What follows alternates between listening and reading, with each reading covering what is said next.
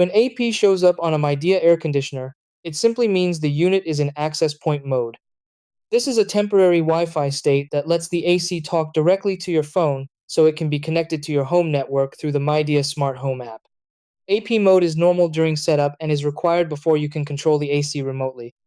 To turn AP mode on, press and hold the Wi-Fi or swing vent angle button for about 3 to 5 seconds until AP appears on the display.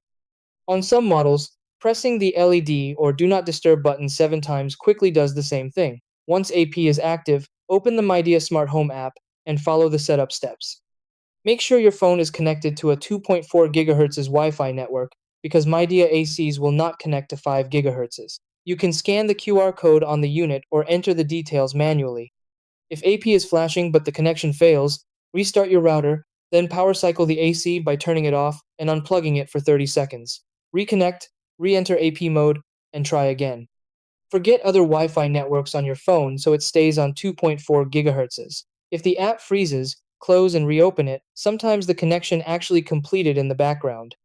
Reinstalling the app or fully resetting the AC's Wi-Fi module usually fixes stubborn issues.